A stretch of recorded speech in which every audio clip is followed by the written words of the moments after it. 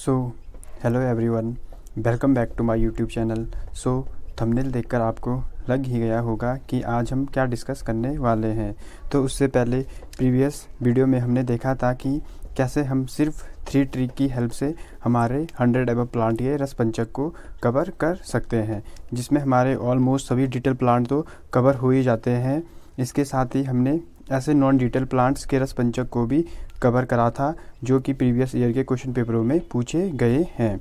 और जानते हो द्रव्य में जैसे कस्तूरी आदि का रसपंचक भी सिर्फ उन 3 ट्रिकों में कवर करा था। तो आज की वीडियो इसी के आगे की होने वाली है कि अगर हमें किसी प्लांट का रसपंचक याद है तो हम उस प्लांट के कर्म यानी कि यूजेस कैसे लिख सकते हैं। तो आज हम देखेंगे कि कैसे हम किसी प्लांट का रसपंचक याद होने पर उस प्लांट के सभी नॉर्मल यूजेस तो लिख ही सकते हैं, साथ ही उस प्लांट के कुछ विशिष्ट कर्म यानी कि स्पेशल यूजेस भी लिख सकते हैं। तो चलिए शुरू करते हैं हमारी आज की टिप एंड ट्रिक।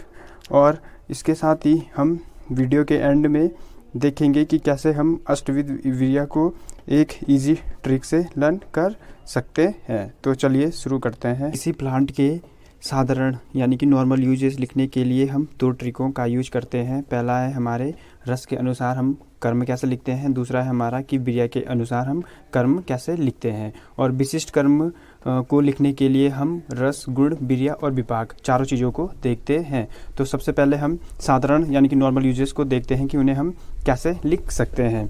तो हमें सभी को पता है कि रस हमारे मेनली 6 होते हैं: मधुर, अम्ल, लवण, कटु, तिक्त और कसाई। और ये भी हम फर्स्ट ईयर में पढ़ के आ चुके हैं कि जो 3 ऊपर के होते हैं यानी कि मधुर, अम्ल और लवण वो वात का समन करते हैं, और कटु, तिक्त, कसाई कफ का समन करते हैं। और ये ईजिली हर किसी को याद आ जाता है कि जो 3 ऊपर के हैं वो वात का और जो 3 नीचे के हैं वो कफ का समन करते हैं। बस बात आ जाती है कि पित्त में थोड़ा सा हर किसी को कन्फ्यूजन रहता है। तो पित्त के लिए हमारी इजी ट्रिक है कि मधुर, अम्ल, लवण वात का समन करते हैं, कटु, तिक्त, कसाई कफ का, और जो हमारा मटका है वो हमारे पित्त का समन करता है। मटका यानी कि म से मधुर हो गया, टी से तिक्त हो गया और के ए से हमारा कसाई हो गया। तो मतलब मधुर, तिक्त और कसाई पित्त का समन करते हैं, यानी कि मटका पित्त का समन करता है। बस यहाँ पे कंफ्यूज ये नहीं होना है कि कटु के लिए हम सिर्फ के लिखते हैं और कसाई के लिए हम के ए लिखते हैं। तो जहाँ के ए होगा वो हमारे कसाई को डिनोट करेगा। इस बात को एक एग्जाम्पल के थ्रू समझते हैं कि अगर हमें किसी प्लांट का रसपंचक याद है तो हम उसके कर्म, साधारण कर्म यानी कि नॉर्मल यूजेस कैसे लिख सकते हैं। तो अतिविसा एक प्लांट है डिटेल प्लांट में जिसे हम पढ़ते हैं, जिसका बॉटनिकल नेम एकोनिटम हेटेरोफाइलम होता है और जिसकी फैमिली हमारी रेननकुलेसी है। तो इसका रसपंचक हमारा ये है, जो कि हम ट्रिक से भी देख सकते हैं और हमारी फर्स्ट ट्रिक में इंक्लूड होता है।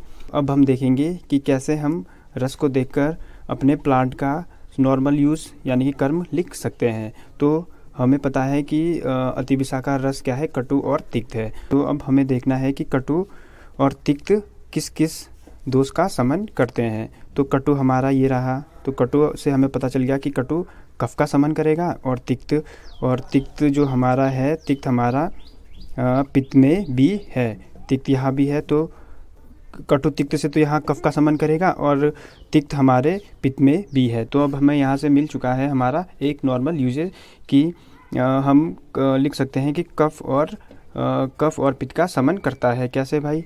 कि कटु तिक्त रस है तो वो कफ का समन करेगा और तिक्त रस है तो वह पित्त का समन करेगा। तो इसे हम और डिटेल तरीके से ऐसे लिख सकते हैं कि कटु तिक्त होने से कफ का समन करेगा। सही बात है भाई, कटु तिक्त रस यहाँ है तो ये कफ का समन करेगा, और तिक्त रस होने से यह पित्त का समन करेगा। अपने आंसर को थोड़ा और एलैबोरेट करके भी लिख सकते हैं। तो ये था हमारा कि हम रस से कैसे अपने नॉर्मल यूजेस लिख सकते हैं।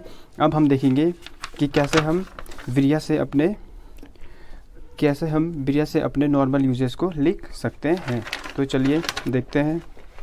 हमें पता है कि हमारे रसपंचक के लिए हम द्विविध वीर्य, शीत वीर्य और उष्ण वीर्य का यूज करते हैं। तो शीत वीर्य पित्त का समन करता है। तो कैसे करता है? तो ये चीज़ हम फर्स्ट ईयर में भी पढ़ के आ चुके हैं कि पित्त में ऊष्मा होती है, तब संतापे, तब दाहे, तप्यत इति पित्तम, यानी कि पित्त हमारे उष्णता या ताप को डिनोट करता है। और ये चीज़ भी हम फर्स्ट ईयर में पढ़ के आ चुके हैं कि सम्मान से सम्मान की वृद्धि और विपरीत से क्षय होती है। तो हमें पता है कि पित्त का गुण उष्ण है, तो उष्ण का जस्ट अपोजिट जो होगा शीत होगा। तो शीत वीर्य शीत होगा, तो उष्णता को समन क्या करेगा, शीत करेगा। तो इसीलिए हमारा शीत वीर्य जो है वो हमारे पित्त का समन करता है।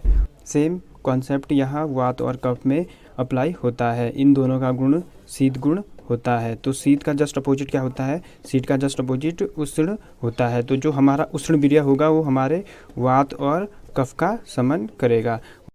तो हमारा सिंपल सा कॉन्सेप्ट है कि भाई पित्त का समन कैसे करेगा। पित्त में उष्णता होती है, तो उष्णता का जस्ट अपोजिट शीत होता है। तो शीत वीर्य हमारे पित्त का समन करेगा। पित्त का गुण क्या है, उष्ण गुण है। और वीर्य वात और कफ का समन क्यों करेगा, वात और कफ का गुण क्या होता है, शीत गुण इन दोनों में पाया जाता है। तो शीत का जस्ट अपोजिट क्या होता है, उष्ण होता है। तो उष्ण वीर्य होने से हमारा यह वात और कफ का समन करेगा। इसके लिए हमने फर्स्ट ईयर में एक श्लोक भी पढ़ा होगा, शायद आपको अगर याद हो, सर्वदा सर्वभावनाम सामान्य वृद्धि कारणम ह्रास हेतु विशेषच। मतलब सामान्य से सामान्य की वृद्धि और विशेष से क्षय होता है। जैसे कि किसी को कोल्ड है, सर्दी है, तो भाई अगर उसे सर्दी है तो उसे सी चीज़ें यानी कि ठंडी चीज़ें अवॉइड करने को डॉक्टर कहते हैं कि भाई अगर तुम्हें सर्दी है तो तुम उष्ण चीज़ें या उष्ण पदार्थों का सेवन करो, जिससे कि तुम्हारी सर्दी जल्दी से जल्दी ठीक हो जाए। तो इसे हम यहाँ ऐसे भी रिलेट कर सकते हैं कि सामान्य से वृद्धि और विशेष से हमारा क्षय होता है। तो यहाँ उष्ण था, तो उष्ण का जस्ट अपोजिट शीत होगा और यह समन करेगा। और यहाँ हमारा इसका वात और कफ का क्या शीत गुण होता है, तो उष्ण वीर्य हमारा क्या करेगा, वात और कफ का समन करेगा। ठीक है, अब इसे हम एक एग्जांपल के थ्रू भी समझ लेते हैं। निर्गुंडी एक डिटेल प्लांट है जिसका बॉटनिकल नेम वाइटेक्स निर्गुंडो और फैमिली जिसकी बर्बिनेसी होती है। तो इसका रस पंचक का रस तो ये हमें अपनी ट्रिक से मिल जाएगा। तो हमें रस पंचक मिल चुका है। तो अब हम देखेंगे कि हमारे वीर्य अगर उष्ण है तो क्या करेगा। सिंपल सी बात है, हमने ऊपर भी पढ़ा था, जो उष्ण वीर्य होगा वह वात और कफ का समन करेगा। तो देखो सिंपल है, बिल्कुल लॉजिकली चीज़ है। तो उष्ण वीर्य होने से कफ वात का समन करेगा। अब हम समझ चुके हैं कि कफ वात का समन कैसे करेगा। ठीक है, अब इसे एक एग्जांपल के थ्रू और भी देख लेते हैं कि पहले तो हमने देखा था कि कैसे रस से हम लिखते हैं, उसके बाद हमने देखा कैसे हम वीर्य से लिखते हैं। तो कुछ प्लांटों में ऐसा भी होता है कि जिसमें हमें रस और वीर्य दोनों देखने पड़ते हैं। तो उसमें कन्फ्यूज होने वाली कोई बात नहीं है, आप इजीली लिख सकते हो। तो जैसे वत्सनाभ है, वत्सनाभ का बॉटनिकल नेम होता है एकोनिटम फेरोक्स और फैमिली जिसकी रेनकुलेसी होती है। तो इसे त्रिदोष शामक बोला गया है, त्रिदोष शामक बोला गया है। तो त्रिदोष शामक यह कैसे है, तो भाई सिंपल सा है, उष्ण वीर्य होने से यह क्या करेगा, कफ और वात का समन करेगा। ये तो हो गया हमारा वीर्य से। और यहाँ हमें वीर्य के साथ साथ रस भी देखना है। तो रस हमारा यहाँ मधुर रस है। तो मधुर रस होने से तो मधुर अम्ल लवण वात का समन करते हैं, कटुतिक्त कषाय कफ का समन करते हैं। और जो हमारा मटका था, मटका क्या करता है, हमारा पित्त का समन करता है। तो मटका में एक मधुर भी था, तो मधुर होने से यह पित्त का समन भी करेगा।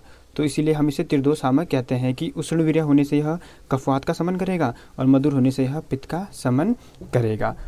तो ये थे हमारे रस और वीर्य से नॉर्मल यूजेस कि कैसे हम किसी प्लांट का, हमें अगर रस पंचक पता है तो उसके रस और वीर्य को देखकर कैसे हम उसके साधारण यूजेस लिख सकते हैं। अगर आपको इस चीज़ में भी कन्फ्यूजन रहता है कि यार हम रस को कब बोले और वीर्य को कब बोले, तो इसमें डोमिनेंट हमारा वीर्य होता है। तो आप इन दोनों में नॉर्मली वीर्य वाला ही यूज़ करें, वीर्य वाला जो हमारा कॉन्सेप्ट है। तो आप नॉर्मली वीर्य वाला लॉजिक ही यूज़ करें। और आप बुक पे भी देखोगे तो नॉर्मली वीर्य वाला ही ज़्यादा यूज़ होता है कंपेयर टू रस। इसीलिए वीर्य को रस से ज़्यादा डोमिनेट माना जाता है कि वीर्य रस से ज़्यादा इम्पॉर्टेंट होता है यूजेस में। तो ये था हमारा रस और वीर्य को देखकर नॉर्मल यूजेस।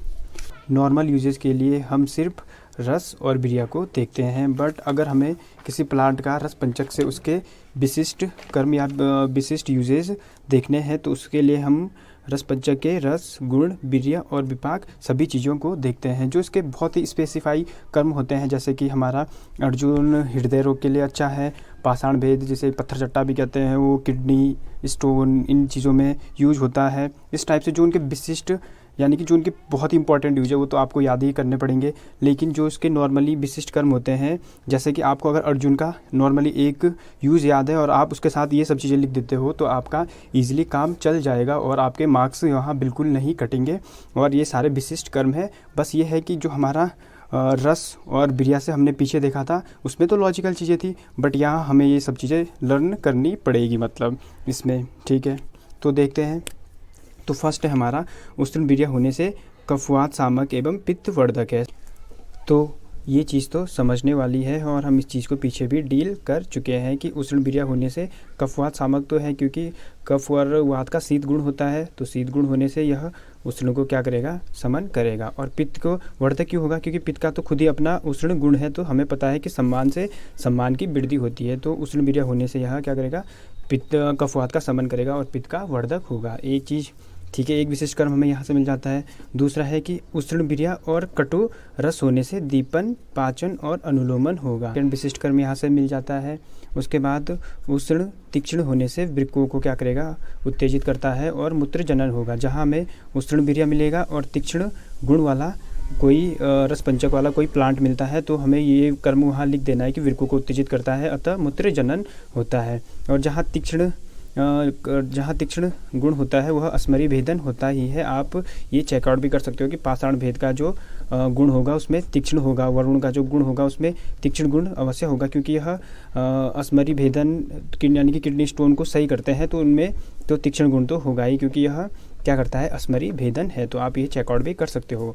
तो कसाय रस होने से क्या होगा, अब हमारा नेक्स्ट विशिष्ट कर्म में रक्त स्तंभन, कृमिहन और व्रणोपण यानी कि घावों को जल्दी सही करेगा। कौन सा, कसाय रस होने से, ठीक है। अगर किसी प्लांट का कसाय रस है तो आप उसमें ये लिख सकते हो। और मधुर विपाक होने से वृष्या है, मधुर विपाक जहाँ होगा वहाँ आप वृष्या ये वाला पॉइंट लिख सकते हो। और जहाँ हमें मधुर स्निग्ध होने से छर्दी, तृष्णा निग्रहण और मृदु रेचन है। जहाँ हमें मधुर रस और स्निग्ध गुण मिलता है तो वहाँ हम छर्दी, तृष्णा निग्रहण और मृदु रेचन ये पॉइंट लिख सकते हैं। और जहाँ उष्ण कटु होने से काम उत्तेजक और आर्तव जनन है। जहाँ हमें उष्ण बिरिया और कटु गुण मिलता है, कटु रस मिलता है तो वह काम उत्तेजक और आर्तव जनन होगा। जिन्हें कष्ट आर्तव होते हैं उनमें हम ये सब चीज़ें दे सकते हैं। तो ये हो गया हमारा। और नॉर्मल यूजेस तो हमें मिल ही गए हैं, हमारे विशिष्ट कर्म भी मिल गए हैं, बस हमें ये थोड़े से लर्न करने होंगे। तो अब देखते हैं हमारे अष्टविध बिरिया को हम कैसे ईजिली अपने ट्रिक से लर्न कर सकते हैं। तो जो हमारी रस पंचक की ट्रिक थी, जिसमें हमने रस का सीक्वेंस रखा था, गुण का, वीर्य का और विपाक का, उसमें हमने पहले ही बोला था कि अगर हम गुण का सीक्वेंस, ये सीक्वेंस लर्न करते हैं तो हमें अष्टविध बिरिया को लर्न करने की ज़रूरत नहीं है। बस हमें एक ट्रिक को याद रखना है, वो है मृदुल तीन नहीं, मृदुल तीन नहीं। अष्टविध बिरिया की हमारी ट्रिक क्या है, मृदुल तीन नहीं। तो ये सीक्वेंस तो हमें पहले ही रस पंचक की ट्रिक से याद था कि गुरु, लघु, मंतिक, शीत, उष्ण, स्निग्ध, रुक्ष। तो मृदुल से हमें यहाँ से हम मृदु गुण ईजिली याद आ जाएगा, मृदु, ठीक है। तो तीन नहीं लिखा है तो मतलब कि जो हमारा अष्टविध बिरिया है उसमें जो हमारा ये वाला सीक्वेंस था जो हमने रस पंचक के लिए लिया था, उसमें हमें मंद को हटा देना है और उसकी जगह हमारा मृदु गुण आ जाएगा। तो ये हमारा अष्टविध बिरिया हो गया। हमें लर्न करने की ज़रूरत ही नहीं पड़ी अगर हमने रस पंचक के लिए जो हमने सीक्वेंस रखा था, अगर आपने वो सीक्वेंस लर्न करा हो। तो बस ये था हमारा आज का टॉपिक जो यही कवर होता है। होप कि आपके लिए ये वीडियो थोड़ी भी यूज़फुल हो। So please like, comment and subscribe my YouTube channel.